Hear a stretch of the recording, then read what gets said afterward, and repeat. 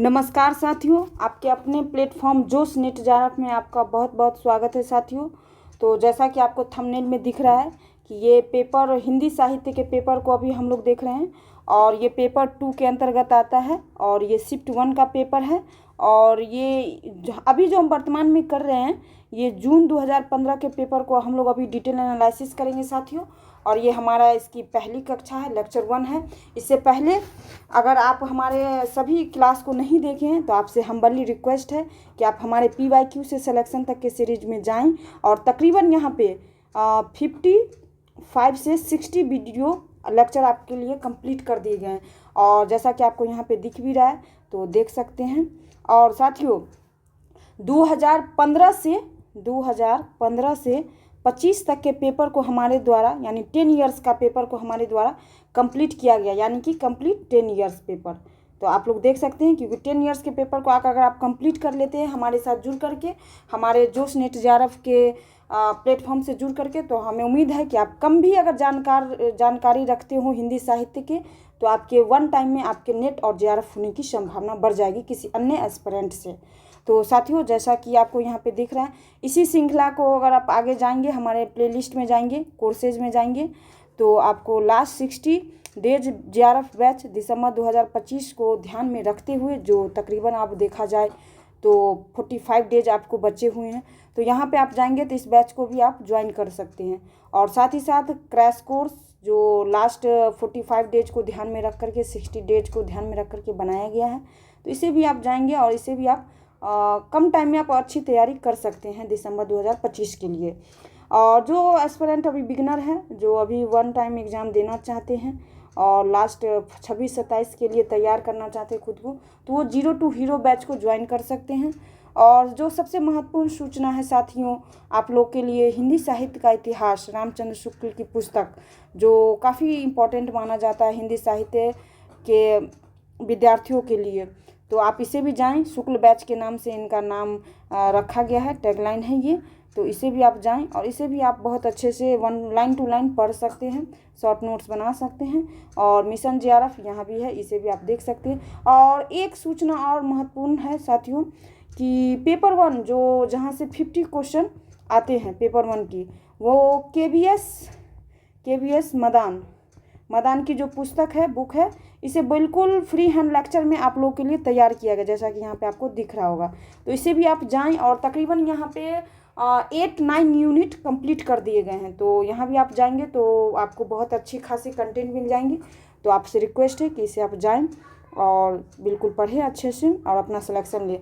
तो चलते हैं हम अब क्वेश्चन की तरफ। ये पेपर 2 है हिंदी साहित्य और इसमें 50 क्वेश्चन दिए गए हैं, यानी कि पहले जो क्वेश्चन पूछे जाते थे वो इसमें पेपर 2 में और 3 के नाम से मतलब 2 क्वेश्चन दिए जाते थे, और जिसमें एक पेपर 2 में 50 क्वेश्चन और पेपर 3 में 75 क्वेश्चन रहेंगे आपको। तो यानी देखा जाए तो 125 क्वेश्चन आपके एग्ज़ाम में रहेंगे। तो साथियों आज हम इस पेपर 2 को देखेंगे और देखेंगे ही नहीं बल्कि इसे सॉल्व करेंगे, और जो भी आपको आंसर बताया जाएगा वो NTA के द्वारा जो वेरीफाइड आंसर होगा उससे आपको आंसर बताया जाएगा। तो आप लोग भी पढ़िए और इसका जवाब दीजिए। तो पेपर क्वेश्चन नंबर 1 हमारा क्या कह रहा है, महापंडित राहुल सांकृत्यायन ने इनमें से किस कवि को हिंदी का पहला कवि माना है। तो देखिए ये क्वेश्चन तो कितना हल्का है और हम लोग ने इसे देखा भी है। तो ये हिंदी का पहला कवि किसे माना है, सरहप्पा को माना है, यानी कि 1 का 2 आंसर। तो ये फैक्चुअल है, इस पर बहुत ज़्यादा बात करने की आवश्यकता नहीं है। अब चलते हैं नेक्स्ट क्वेश्चन 2 नंबर क्वेश्चन, संदेशौ सभी तथरौ पई मई कन्हू न जाई जे कालांगुली मुदंगऊ सो बाहरी समाई। ये जो भाषा है पंक्ति है, काव्य पंक्तियों के रचनाकार कौन है, तो इनके रचनाकार कौन है बताइए आप लोग। तो ये अधमान है, इनके रचनाकार जो है अधमान है, यानी 2 का 2। बिल्कुल फैक्चुअल क्वेश्चन है। आगे चलेंगे, देखिए इससे ये भी क्लियर हो रहा है कि पहले जो क्वेश्चन पूछे जाते थे वो कितने फैक्चुअल पूछे जाते थे और इजी क्वेश्चन पूछे जाते थे। अब जो हमारा ट्रेंड है 2025 का क्वेश्चन का, वो टफ कैटेगरी के रहते हैं। तो इसलिए आप बहुत डिटेल आपको अब पढ़नी पड़ेगी। केवल हिंदी साहित्य में 1 to 10 यूनिट्स आपको पढ़नी पड़ेगी और साथ ही साथ पेपर 1 भी आपको अच्छे रखने पड़ेंगे। तो चलते हैं अब 3 नंबर क्वेश्चन। 3 नंबर क्वेश्चन क्या कह रहा है? कबीर की अपेक्षा खुसरो का ध्यान बोलचाल की भाषा की ओर अधिक था, किसका कथन है? तो ये जो कथन है ये शुक्ल जी का कथन है, यानी कि 3 का 4। और अमीर खुसरो का जो टाइम पीरियड था वो कौन सा था? अमीर खुसरो, यहाँ पे मैं आपको थोड़ा सा बता देती हूँ। अमीर खुसरो ये 1253 से 1325, तो 1253 से 1325 इनका टाइम पीरियड था, ये आप ध्यान पर रखेंगे। और एक बात और गौर करिएगा, जब आपके ऑप्शन में रामचंद्र शुक्ल जी प्रेजेंट हो तो उसको ऑप्शन के साथ थोड़ी सी आप सोचने का प्रयास करेंगे, क्योंकि रामचंद्र शुक्ल से क्वेश्चन पूछे जाते हैं। तो आज का 4 नंबर क्वेश्चन है, निम्नलिखित ग्रंथों में से किसके रचयिता तुलसीदास नहीं है? यहाँ पे तुलसीदास नहीं है, तो नहीं है तो बताइए इसे। क्वेश्चन तो आपको मतलब पहली बार पूछे। वैराग्य संदीपनी ये है, कृष्ण गीतावली ये भी है, पार्वती मंगल भी है, हनुमान चरित जो है ये इनकी रचना नहीं है, यानी कि 4 का 3 ऑप्शन ये आंसर आपका है। 4 का 3 ऑप्शन ये आंसर आपका सही है। जो ब्रैकेट में है वो आपका आंसर है, ये ध्यान पे रखिएगा। तो चलते हैं और एक बात और थोड़ी सी जानकारी लेंगे कि वैराग्य संदीपनी, कृष्ण गीतावली, पार्वती मंगल है, और एक 2 बुक है जो इनकी है, मैं बता देना चाहती हूँ तुलसीदास जी की। विनय पत्रिका, जो ये पूछी गई क्वेश्चन है, विनय पत्रिका और गीतावली, ये सब क्वेश्चन पूछा गया। ये PYQ है आपका, ये दोनों PYQ है, तो ये भी आप लोग ध्यान में रखें। साथ ही साथ शॉर्ट नोट्स जो भी है, थोड़ी सी फैक्ट्स आपको जो मैं दे रही हूँ उसे आप नोट्स करते चलेंगे। आज का ये 5th नंबर क्वेश्चन है, जायसी पहले कवि है सूफी बाद में है, किसका कथन है? ये तो जानते हैं, विजय देव नारायण शाही का ये विचार है, यानी 5 का 3 ऑप्शन सही है। और ये बात इन्होंने कब कही है? तो इन्होंने ये बात जो है कौन सी पुस्तक में कही है ये आपको जानना होगा। विजय देव नारायण शाही का जो बुक है ये 1983 में इसकी पुस्तक मतलब लिखी गई थी। और इनकी एक पुस्तक है जायसी नाम की पुस्तक है, जायसी 1983 टाइम पीरियड है, ये इनकी पुस्तक है, ये पुस्तक है।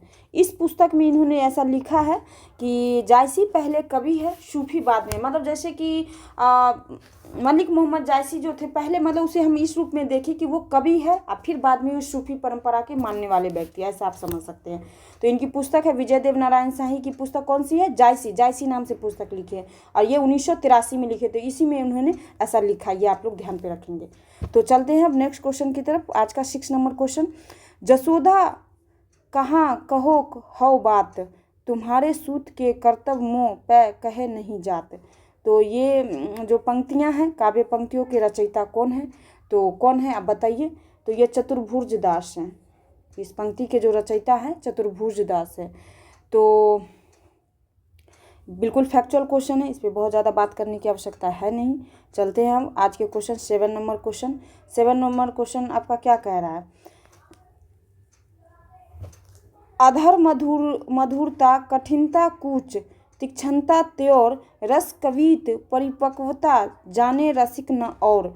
ये 2 पंक्ति दी गई है। उक्त दोहे के द्वारा किस आचार्य कवि ने काव्य रसिक को परिभाषित किया है? तो कौन किया है बताइए आप। तो भिखारी दास, ये जो है भिखारी दास ने ऐसा मतलब कहा है। 7 का 2।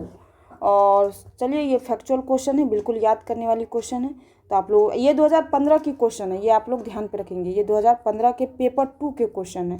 पहले 2 पेपर आते थे, पेपर 2 और पेपर 3, और पेपर इसी 2 में आपको एक पेपर 2 में 50 क्वेश्चन रहते थे और पेपर 3 में 75 क्वेश्चन नंबर रहते थे। तो इस सभी को मैं अभी आप लोग के सामने का मतलब सीरीज वाइज में करवाऊंगी। 50 क्वेश्चन और 75 क्वेश्चन, यानी 25 क्वेश्चन कंप्लीट रहते थे।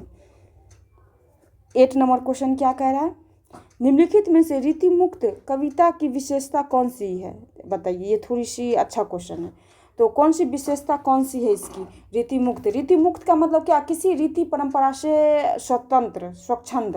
तो सामाजिकता तो थी इसकी विशेषता, सामाजिकता नहीं थी, निर्वैयक्तिकता भी नहीं था, ऐतिहासिकता भी नहीं था, स्वच्छंदता था। मुक्त का मतलब ही होता है स्वच्छंदता। तो 8 का 1। और कुछ इसमें जो फैक्ट था सो मैं आप लोग को बताती। एक तो स्वच्छंदता था, इसमें दूसरा अगर विशेषता की बात कहा जाएगा तो ये आत्म प्रधान रचना होती थी, आत्म प्रधान और व्यक्ति परक, ये भी आप ध्यान पे रखेंगे। इसमें सांकेतिक भी रहता था, सांकेतिक। और 4th में कल्पना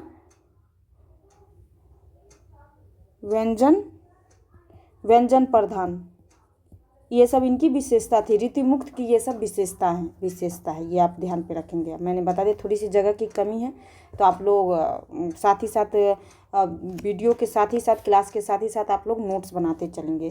और चलते हैं अब नेक्स्ट क्वेश्चन की तरफ। अगर ऐसा आप क्वेश्चन और इसका एनालिसिस चाहते हैं PDF फॉर्म में तो आप हमारे टेलीग्राम चैनल से भी जुड़ सकते हैं। जितने जल्दी जुड़ जाएंगे आपके सभी अपडेट्स वहाँ पे आपको मिल जाएंगे। अगर आपको ये क्लास अच्छी लग रही हो तो कृपया कर इसे सब्सक्राइब करें, इसे शेयर करें और लाइक भी करें, क्योंकि ये आपका एक लाइक हमें मोटिवेट करता है।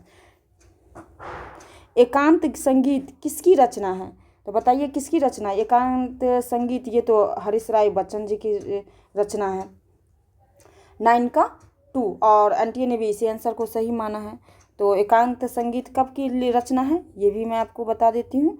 ये 1939 की रचना है, एकांत संगीत।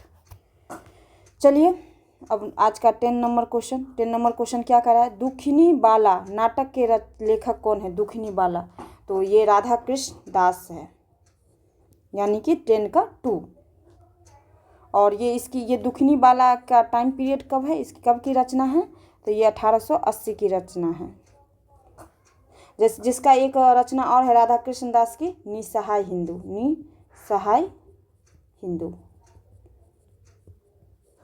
ये भी आप ध्यान पे रखेंगे। और दुखिनी बाला का टाइम पीरियड क्या है, 1880। इसके नाटक के लेखक कौन है, राधा कृष्ण दास जी, याद रखेंगे आप लोग। चलते हैं अब 11th नंबर क्वेश्चन, निम्नलिखित में से कौन सी कहानी संग्रह प्रेमचंद की नहीं है। प्रेमचंद से क्वेश्चन आ गया ना, कौन सी नहीं है बताइए आप लोग।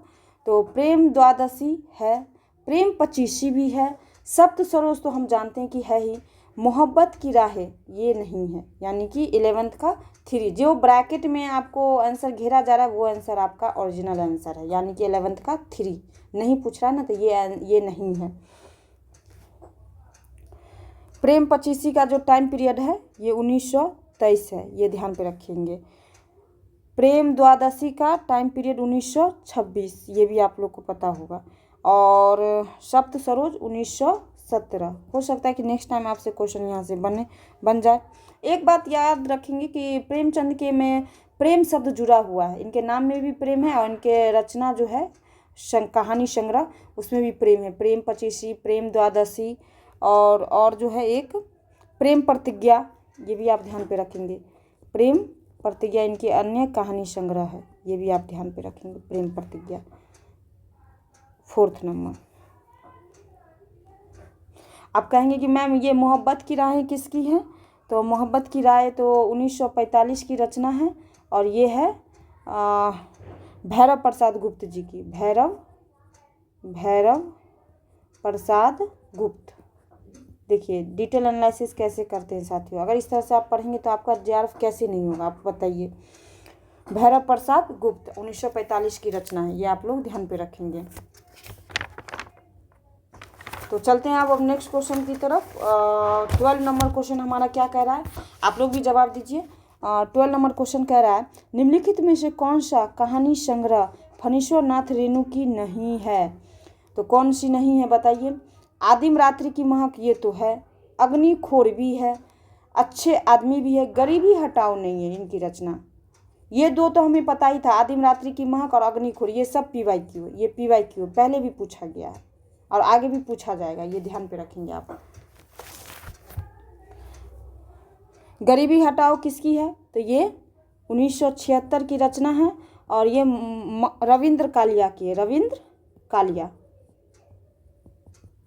ये ध्यान पे रखेंगे आप लोग, ये उनकी कहानी संग्रह है।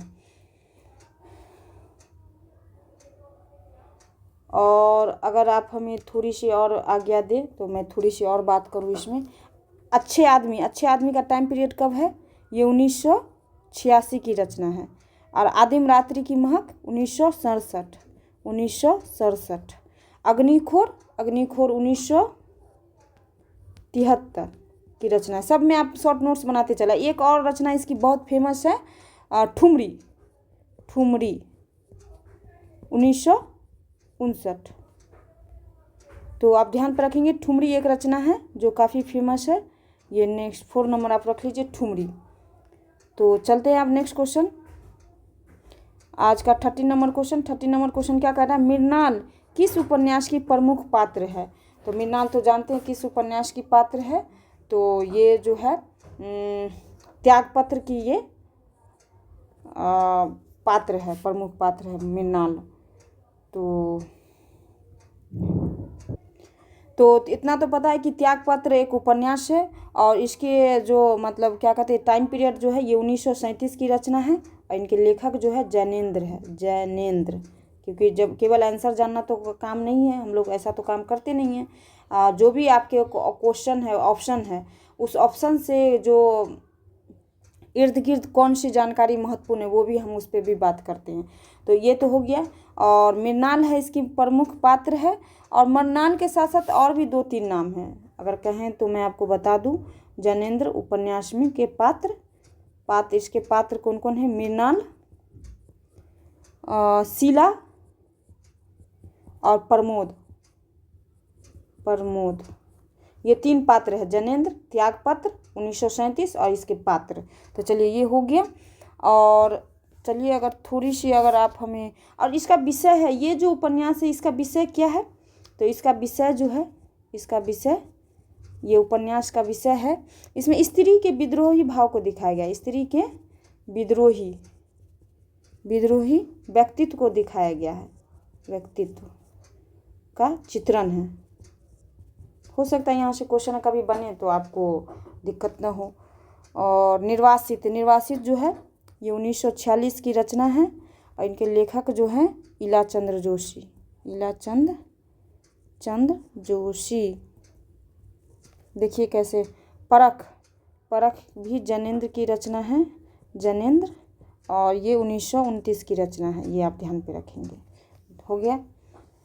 और अंतराल के जो लेखक हैं, ये अंतराल के लेखक हैं, इसके लेखक रेड पेन से लिख रही हूँ ताकि आपको अंतर पता चले। ये 1972 की रचना है अंतराल, और मोहन राकेश की ये रचना है अंतराल, ये ध्यान पे रखेंगे। अंतराल जगह नहीं है थोड़ी सी, इसलिए आप लोग थोड़े से समझने का प्रयास करेंगे। तो चलते हैं आप 14 नंबर क्वेश्चन। ये अंतराल मोहन राकेश की रचना है, मोहन राकेश। बम्बई के मजदूर संगठनों के जीवन संघर्ष पर आधारित उपन्यास है। कौन सा उपन्यास है? तो हम लोग जानते हैं कि ये आवा उपन्यास है, इसको आप लोग याद रखेंगे। आवा उपन्यास जो है बम्बई के संगठन और जीवन संघर्ष का कैसा होता है, बम्बई में जो मजदूर वर्ग होते हैं जो काम करते हैं वहाँ पे पैसे के लिए, तो उसका जीवन कितना कठिन पूर्ण होता है, कितने छोटे से कमरे में वो जीवन को जीते हैं और कैसे मतलब आपाधापी में उनका जीवन बीतता है, उसको वहाँ पे कहीं ना कहीं ये आवा उपन्यास जो है उस पर ऐसा वर्णन किया। ये आवा उपन्यास 2000 की रचना है। और चित्रा मुद्गल, इसकी लेखिका जो है चित्रा मुद्गल, ये आप लोग को पता है, होना चाहिए। तो चलिए हम लोगों ने सभी जानकारी यहाँ से कलेक्ट कर लिया। अब चलते हैं नेक्स्ट क्वेश्चन की तरफ। 15 नंबर क्वेश्चन, शिव समूह के चिट्ठे के रचनाकार। ये तो बहुत, इससे हल्का क्वेश्चन तो कुछ हो ही नहीं सकता, बाल मुकुंद गुप्त। और ये शिव समूह के चिट्ठे कब लिखा गया था? 1904 के आसपास। और ये लॉर्ड कर्जन को समर्पित था और कलकत्ता से लिखा गया था। ये इतना फैक्ट अगर आप जानते हैं तो कोई दिक्कत नहीं है, आपको क्वेश्चन कभी भी बन सकते हैं। ये बहुत इंपॉर्टेंट है, यहाँ से क्वेश्चन 1000 बार आ चुके हैं, आप ये ध्यान पे रखेंगे। आज का 16 नंबर क्वेश्चन, इनमें से कौन काशी नागरी प्रचारणी सभा के प्रथम सभापति है? देखिए साथियों, जब कोई सभा गठित होती है या कोई संगठन का गठन होता है तो उसमें जो प्रथम सभापति या कोई उसका अध्यक्ष या उपाध्यक्ष बनता है तो वो बहुत इम्पोर्टेंट हो जाता है। तो उसमें कौन से थे? ये बाबू राधाकृष्ण दास, ये प्रथम उसके सभापति थे। यानी 16 का नंबर जो है 16 नंबर का 3 ऑप्शन आपका सही है। और आप कहेंगे कि मैम ये काशी नागरी प्रचारणी सभा का गठन कब हुआ? तो इसका टाइम पीरियड जो था, क्योंकि ये भी बहुत इम्पोर्टेंट है, ये 1893। इतना जानकारी आप रख लिए तो इनफ है। चलते हैं आप नेक्स्ट क्वेश्चन की तरफ। 17 नंबर क्वेश्चन, इनमें से कौन सा विराम चिन्ह ऐसा है जो हिंदी में अंग्रेजी भाषा से नहीं लिया गया? ये बहुत हल्की क्वेश्चन है। तो ये कॉमा तो हम लोग लगाते हैं, रोमन में भी लगाते हैं, जब इंग्लिश आप लिखते होंगे तो कॉमा का यूज करते होंगे। इस टाइप के साइन का भी आप उपयोग करते हो, इसका क्वेश्चन मार्क करते हैं, ये वाला नहीं करते हैं क्योंकि इसके जगह पे हम लोग ये यूज करते हैं। तो ये 17 का जो है 4, ये आपका आंसर हो जाएगा। ये जो है ये साइन हम लोग इंग्लिश में नहीं लगाते हैं, रोमन जब लिखते हैं तो नहीं लगाते हैं, यानी 17 का 4। चलते हैं अब 18 नंबर, पर्यटन के आधार पर लॉ किस प्रकार की ध्वनि है? तो किस प्रकार की ध्वनि है? पार्श्विक ध्वनि है। 18 का 1। और उत्तिप्छ जो है इसमें आ जाएगा र और ढ, ये दो आ जाएगा र और ढ। प्रकंपित में र, ऐसे आप लोग ध्यान पर रखेंगे। तो चलते हैं अब नेक्स्ट क्वेश्चन की तरफ। आज का 19 नंबर क्वेश्चन, निम्नलिखित में से कौन सा शब्दालंकार नहीं है? शब्दालंकार नहीं है, कौन सा नहीं है शब्दालंकार?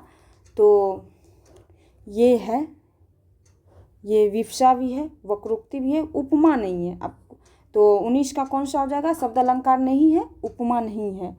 तो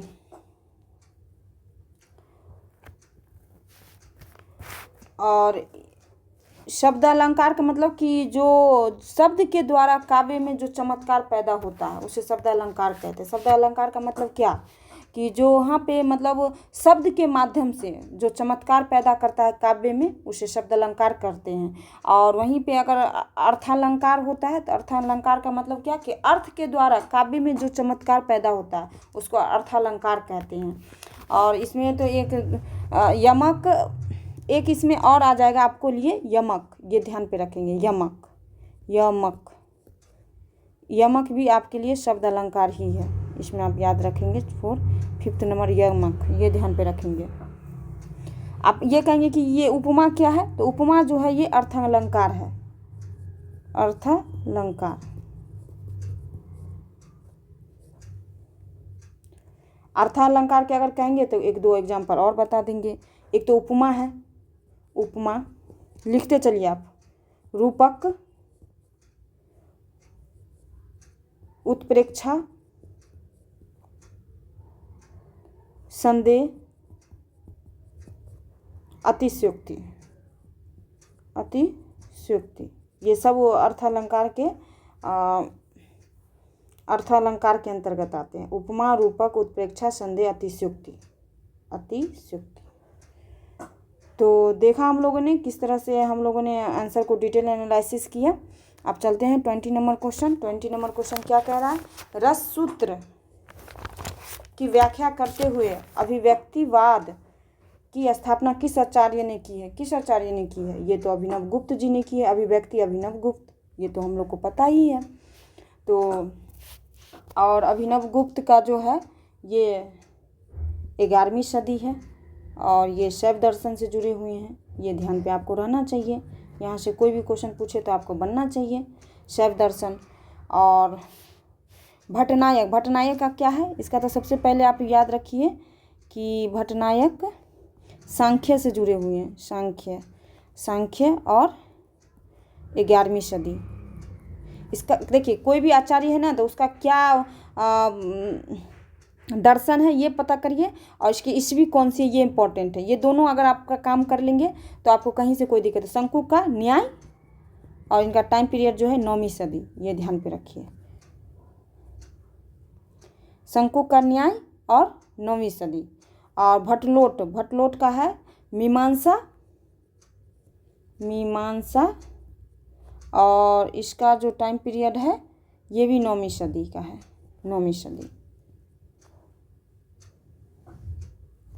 तो चलिए क्लियर हो गया कि सबका तो हम लोगों ने लिख लिया जानकारी। अब यहाँ से अगर आपको क्वेश्चन आएगा तो आपको बन जाना चाहिए उम्मीद था, क्योंकि अगर अब नहीं बनेगा तो फिर दिक्कत है। चलते हैं अब नेक्स्ट क्वेश्चन की तरफ। आज का 21 नंबर क्वेश्चन क्या कह रहा है? प्रकाशन वर्ष के अनुसार निम्नलिखित रचनाओं का सही अनुक्रम क्या है? आप बताइए। आप इसको टाइम पीरियड के अकॉर्डिंग आपको मतलब आपको पता होना चाहिए। यानी 21 का जो है ये 4 नंबर आपका आंसर है।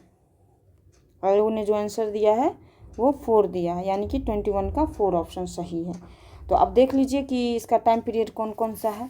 थोड़ी सी अगर आप जगह तो खैर है ही, मैं इसमें आपको बता देती हूँ किसका टाइम पीरियड कब है। श्रवकाचार्य, यहाँ पे आप लिख लीजिए रचनाकार, यहाँ पे रचना और यहाँ पे वर्ष।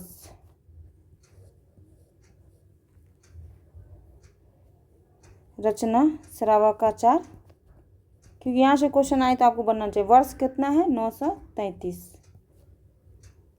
और ये देवसेन, रचनाकार कौन है इसके? देवसेन। अब एक सेकंड, भरतेश्वर बाहुबली रास, ये है। इनका टाइम पीरियड है 1184। और इनके जो लेखक कौन है? शालिभद्र सूरी। हो गया। अब चंदन बालरासा, चंदन बालारास। तो इनका टाइम पीरियड कौन सा है? 1200। और आसुगु कवि, यहाँ से पूछा गया। ये आपका PYQ है, ये आपका PYQ है, बहुत बार पूछा गया है। और अब लास्ट कौन बचता है? रेवंत गिरी रास, 1231। और ये विजय सेन सूरी। देखिए, तो सभी का हो गया। इसमें 4 दिए गए थे, 4 का मैंने टाइम पीरियड आपको बता दिए। ये रचना दिए गए थे, मैंने इसके रचनाकार के भी नाम बता दिए। तो श्रवकाचार्य का देवसेन, भरतेश्वर बाहुबली रास का शालिभद्र सूरी, चंदन बाल रासा का आसुगु कवि, और रेवंत गिरी रास का विजय सेन सूरी। तो टाइम पीरियड देखिए 933, 1184, 1200, 1231। देखिए श्रवकाचार्य, भरतेश्वर बाहुबली रास, चंदन बाला रास और रेवंत गिरी, सबको क्रोनोलॉजी में आपने सजा दिया। तो 21 का आंसर क्या हो जाएगा? 4। इसी को डिटेल एनालिसिस कहते हैं साथियों। अगर यहाँ से आप क्वेश्चन आएगा आपके, तो कभी आपके गलत नहीं होनी चाहिए। ये आपके शॉर्ट नोट्स आप हमारे साथ ही बनाते चलेंगे। 22 नंबर क्वेश्चन क्या कह रहा है हमारा? अलंकार संप्रदाय से संबंध अलंकार ग्रंथों का सही कालानुक्रम है। इसमें भी आपको टाइम पीरियड आपको पता होना चाहिए। तो इसमें भी आपको पता होना चाहिए कि सबका टाइम पीरियड जब पता नहीं होगा तो आप काल के हिसाब से आप कैसे क्लियर कर पाएंगे। तो देखिए मैं आपको बताती हूँ। इसका जो है ये काव्य अलंकार का जो टाइम पीरियड है ये 6ठी शताब्दी है, 6 AD। काव्य अलंकार सार संग्रह का जो है इसका जो है ये 8वीं सदी है। ऐसे आपको बताने में दिक्कत होगा। अलंकार सरोवर का 12वीं है। और अलंकार कैस्तुंभ का कौन सा है? तो ये 15वीं सदी है। तो बताइए कौन सा इसमें आंसर होना चाहिए? काव्य अलंकार पहले है तो पहले काव्य अलंकार होगा, फिर काव्य अलंकार सार संग्रह है तो पहले ये होगा, फिर अलंकार सरोवर ये। यानी कि आपका आंसर जो हो जाएगा 22 का वो 4 हो जाएगा। काव्य अलंकार का 6ठी, काव्य अलंकार का सार संग्रह का 8वीं अलंकार सरोवर का 12वीं और अलंकार कौस्तुभ का 15वीं शताब्दी, ये ध्यान पे रखेंगे। तो इसके आधार पे तो आपका 4 आंसर हो गया। अब थोड़ा सा अगर आप बताएंगे कि काव्य अलंकार किसका है, तो ये जो है काव्य अलंकार ये भामा का है, ये भामा का है काव्य अलंकार। और ये सेकंड वाला जो है, ये सेकंड वाला किसका है, तो ये उद्भट का है, उद्भट का है, ये ध्यान पे रखेंगे। और थर्ड वाला जो है ये रुयक का है, रुयक। और फोर्थ वाला कर्णपुर का है, कर्णपुर। सब आप लोग नोट करते चलेंगे। 4 दिए गए हैं, 1 2 3 4, 4 आपके ईस्वी है, सबको ये तो ऐसे क्रोनोलॉजी आप सजा लेंगे ऐसे। देखिए टेबल आपका बन गया, यानी कि 22 का 4 नंबर। चलते हैं अब नेक्स्ट क्वेश्चन, 23 नंबर क्वेश्चन। जन्म के अनुसार निम्नलिखित पाश्चात्य आलोचकों का सही कालानुक्रम है, कौन सा है बताइए। सबसे पहले हम लोग जानते हैं कि जॉन ड्राइडेन का सबसे पहले टाइम पीरियड है, यानी 23 का 4। जॉन ड्राइडेन का कब है, ये जो है आपका 1631। कॉलरिज का कब है, 1772। और मैथ्यू अर्नाल्ड का कब है, मैथ्यू अर्नाल्ड का है 1822। और लास्ट क्रोचे का कब है, 1866। तो ऐसे ध्यान पे, John Dryden, Coleridge, Matthew Arnold, Croce, ऐसे ध्यान पे रखेंगे आप। और बस बिल्कुल हो गया, देखिए आपका सेट हो गया। बस इतना ही जानना था इसमें। सबके ये जन्म, मतलब इनका जन्म पूछ रहा है, जन्म के अनुसार, जन्म काल के अनुसार, तो ये सब इनका जन्म है। तो चलते हैं अब नेक्स्ट क्वेश्चन, 24 नंबर क्वेश्चन, आज का सेकेंड लास्ट क्वेश्चन। प्रकाशन वर्ष की दृष्टि से निम्नलिखित उपन्यासों का सही अनुक्रम है, तो बताइए कौन सा है। 24 का 1, आयोग ने जो आंसर दिया है 1 दिया है, यानी कि ये घराव घटना, स्वतंत्र रमा और परतंत्र लक्ष्मी, अद्भुत प्रायश्चित, अंगूठी का नगीना, ये आप लोग ध्यान पे रखेंगे। तो अगर आप थोड़ी सी अगर परमिशन दे तो मैं आपको इसके विषय में थोड़ी सी आपको जानकारी दे दूं कि इसकी टाइम पीरियड इसका क्या क्या है। तो घराव घटना का, इसका टाइम पीरियड जो है, घराव घटना यहाँ पे मैं लिख देती हूँ इसलिए क्योंकि आपको आसान होंगे बनाने में। घराव घटना का 1894 है टाइम पीरियड। और स्वतंत्र रमा और परतंत्र लक्ष्मी का सेकेंड वाले का जो है ये किसका है, 1899। 4 इसमें दिए गए हैं, घराव घटना, स्वतंत्र रामा और परतंत्र लक्ष्मी। और थर्ड का जो है अद्भुत प्रायश्चित का 1906। और अंगूठी का नगीना का कब है, 1918। देखिए अब हो गया, क्लियर हो गया। 4 का 4 आपको साइड में बता दिया गया, यानी 24 का 1। अब चलते हैं लास्ट क्वेश्चन आज का, 25 नंबर क्वेश्चन। प्रकाशन वर्ष के अनुसार निम्नलिखित आत्मकथाओं का सही अनुक्रम है, क्या है सही अनुक्रम बताइए, क्या है आप ही लोग बताइए। 1995 इसका जो टाइम पीरियड है ये 1995 है। अपने अपने पिंजरे, जूठन का 1997। और मुर्दहिया तो जानते हैं 2010 की रचना है। और शिकंजे का दर्द ये 2011 की रचना है। तो बताइए कौन सा इसका आंसर होगा, बिल्कुल क्रोनोलॉजी में सजा हुआ, यानी कि 25 का 1 आंसर, ये आंसर आपका है, ये 25 का 1। तो साथियों बिल्कुल हम लोगों ने अच्छे तरीके से डिटेल एनालिसिस किया। अगर आप इसमें थोड़ी सी अगर आप बात करेंगे तो जूठन किसका है, जूठन देखिए मैं लिख देती हूँ, जूठन 1997 की रचना है। और ये ओम प्रकाश वाल्मीकि जी की है, ओम प्रकाश वाल्मीकि, ये हो गया एक फैक्ट। सेकंड में कौन सा है, अपने अपने पिंजरे, बताइए मैं लिख ही देती हूँ, अपने अपने पिंजरे, ये किनकी है, 1995 टाइम पीरियड है। और ये किनकी है, मोहनदास नैमिष राय। और थर्ड कौन सी है, मुर्दैया। ये तो खैर बहुत इजी है, मुर्दैया। मुर्दैया 2010। इनके लेखक जो है तुलसी राम। लास्ट जो बच जाता है कौन सा है, शिकंजे का दर्द। शिकंजे का दर्द, एक सेकेंड साथियों।